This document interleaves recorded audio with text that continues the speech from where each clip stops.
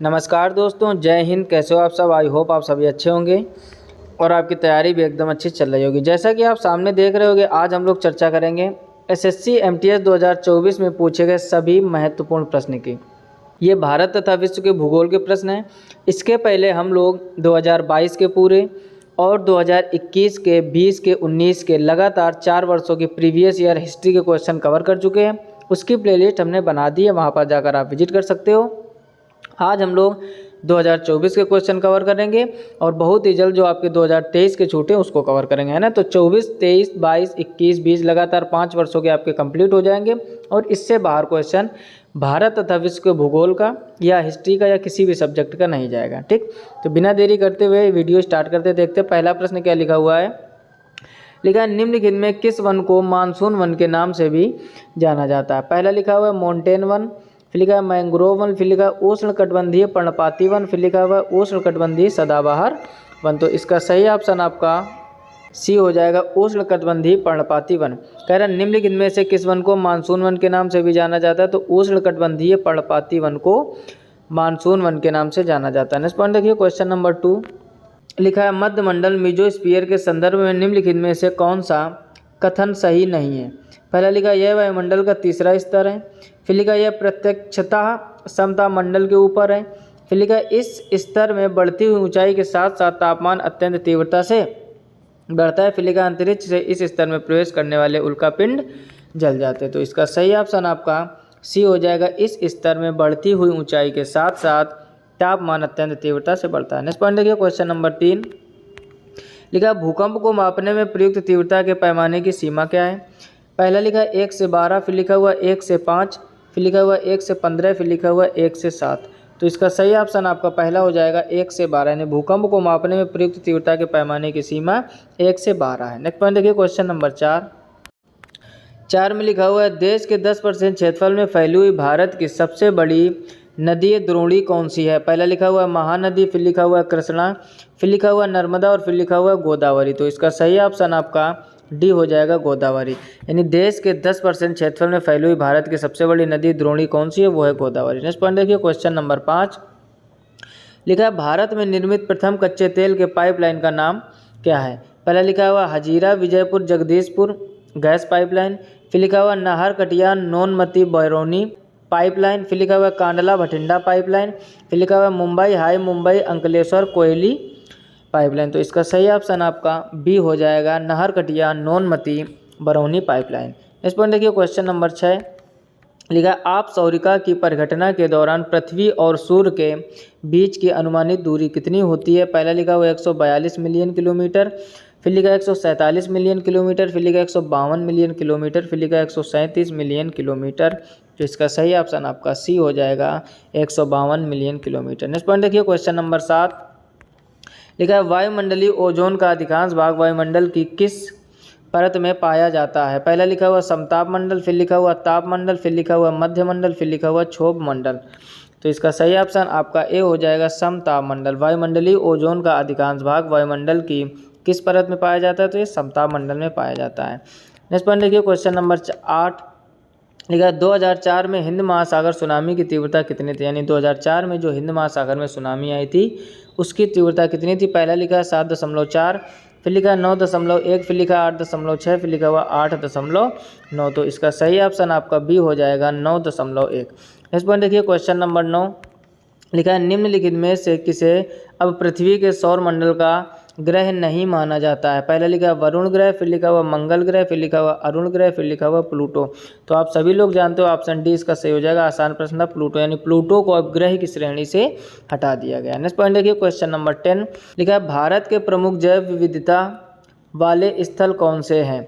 पहला लिखा है पश्चिमी घाट, फिर उत्तर पूर्वी घाट, फिर सुंदरवन लैंड। ठीक, तो ये आपको 3 दिए गए।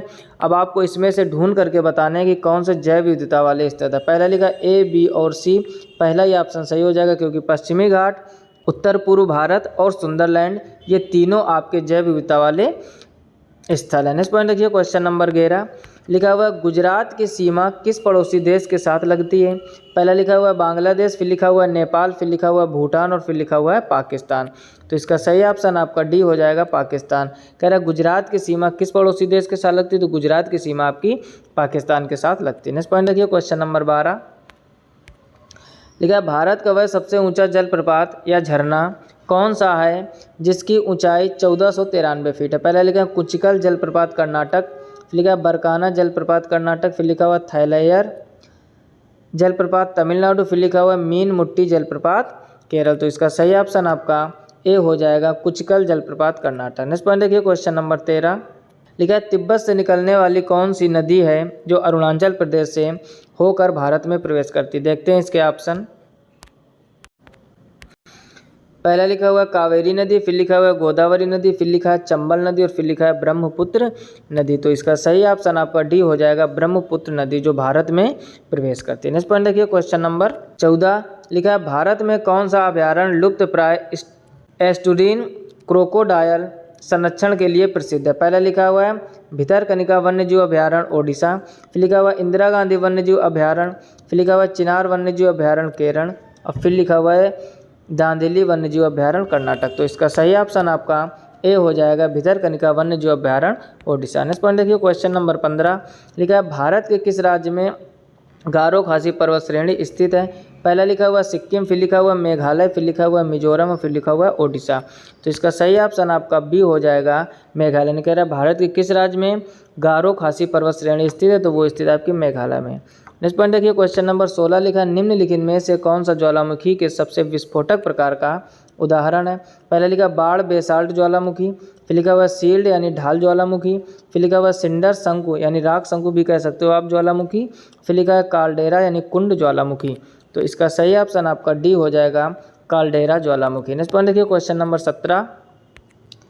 लिखा हुआ है पूर्व में भारत की सीमा किन किन देशों से लगती है। पहला लिखा है भूटान और अफगानिस्तान, फिर लिखा है चीन नेपाल और भूटान, फिर लिखा है पाकिस्तान और अफगानिस्तान, फिर लिखा है म्यांमार और बांग्लादेश। तो इसका सही ऑप्शन आपका डी हो जाएगा म्यांमार और बांग्लादेश। नेक्स्ट पॉइंट देखिए क्वेश्चन नंबर 18।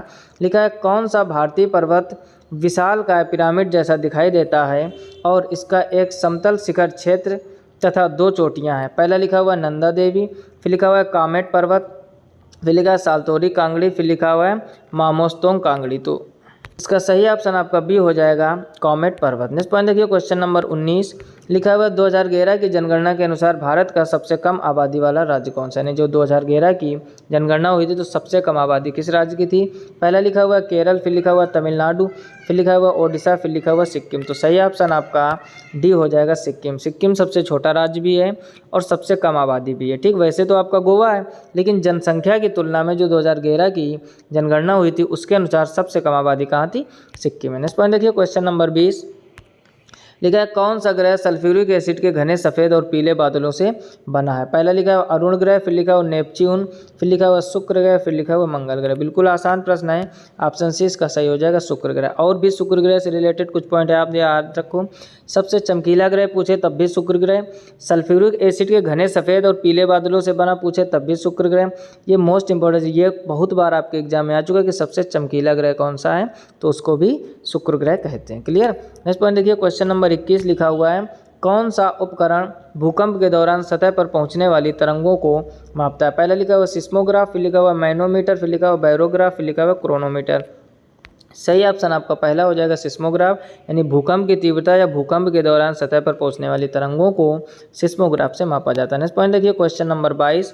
लिखा हुआ है लाखों साल पहले भारतीय उपमहाद्वीप मुख्य भूमि से अलग हो गया था, इसे किस महासागर के नाम से जाना जाता है। पहला लिखा प्रोमीथियस, फिर लिखा हुआ टाइफान, फिर लिखा हुआ एजीना, फिर लिखा हुआ टेथिज। तो इसका सही ऑप्शन आपका डी हो जाएगा टेथिज। नेक्स्ट पॉइंट देखिए क्वेश्चन नंबर 23। 23 नंबर में लिखा निम्नलिखित में से कौन सा भारतीय राज्य है जिसकी सीमा नेपाल से नहीं लगती। पहला लिखा पश्चिम बंगाल, फिर लिखा उत्तराखंड, फिर लिखा असम और फिर लिखा हुआ सिक्किम। तो सही ऑप्शन आपका सी हो जाएगा असम। असम जो राज्य है उसकी सीमा नेपाल से नहीं लगती है। नेक्स्ट पॉइंट देखिए क्वेश्चन नंबर 24। लिखा निम्नलिखित में से कौन सी परत हमारे वायुमंडल की ऊपरी सीमा है जो थर्मोस्फीयर के ऊपर से लेकर 10,000 किलोमीटर तक फैली हुई है। पहला लिखा हुआ आयरन मंडल, फिर लिखा हुआ मध्य मंडल, फिर लिखा है बाह्य मंडल, फिर लिखा है क्षोभ मंडल। तो इसका सही ऑप्शन आपका सी हो जाएगा, बाह्य मंडल। यानी बाह्य मंडल थर्मोस्फीयर के ऊपर से लेकर 10 किलोमीटर तक फैली हुई है। नेक्स्ट पॉइंट देखिए, क्वेश्चन नंबर 25 लिखा हुआ निम्नलिखित में से किस हिमालयी क्षेत्र को शिवालिक के नाम से जाना जाता है। पहला लिखा आंतरिक हिमालय, फिर लिखा मध्य हिमालय, फिर लिखा महान हिमालय, फिर लिखा है बाह्य हिमालय। तो इसका सही ऑप्शन आपका डी हो जाएगा, बाह्य हिमालय। तो ये थे टॉप 25 क्वेश्चन जो एसएससी एमटीएस 2024 में पूछे गए थे आपके। और अगर आपने इसके पहले के लेक्चर नहीं देखे, देखो 2024 का ये पहला लेक्चर है। अगले लेक्चर में हम लोग 26 नंबर से क्वेश्चन करेंगे और लगभग 125 से 30 आपके मोस्ट इंपॉर्टेंट भारत तथा विश्व के भूगोल के प्रश्न बनाए थे, जिसको हम 6 से 7 लेक्चर में कवर करेंगे। अगर आपने इसके पहले के लेक्चर नहीं देखे तो SSC MTS history, geography, economics, biology ढेर सारी प्लेलिस्ट बनी हुई हैं, जहां हम लोगों ने 2019 से कवर करना स्टार्ट किया। यानी 2019 के प्रश्न 20 के, 21 के, 22 के, और अब हम 24 अभी कंप्लीट कर रहे हैं। उसके बाद हम लोग 23 के करेंगे। यानी लगभग पिछले 6 वर्षों के हर एक सब्जेक्ट के हिस्ट्री, ज्योग्राफी, इकोनॉमिक्स, बायोलॉजी, जो भी सब्जेक्ट आपके जीके जीएस में इंपॉर्टेंट बनते हैं, सारी प्रैक्टिस कराई जा रही है। आप प्लेलिस्ट में जाकर 3-3, 4-4 करके सारे वीडियो जल्दी से जल्दी विजिट कर लीजिए। ठीक, साथ ही साथ इस चैनल पर आपको मैथ की प्रैक्टिस कराई जाती है, जो हम लाइव आपको बोर्ड में आके पढ़ाते हैं। फिलहाल में इस वीडियो में इतना ही। अगर जानकारी अच्छी लगी हो तो लाइक कीजिए, दोस्तों में शेयर जरूर कीजिए। इसी तरीके प्यार और सपोर्ट बनाए रखिए। मिलते हैं नेक्स्ट वीडियो में, तब तक अपना ख्याल रखिए, अच्छे से पढ़ाई कीजिए। तब तक के लिए जय हिंद।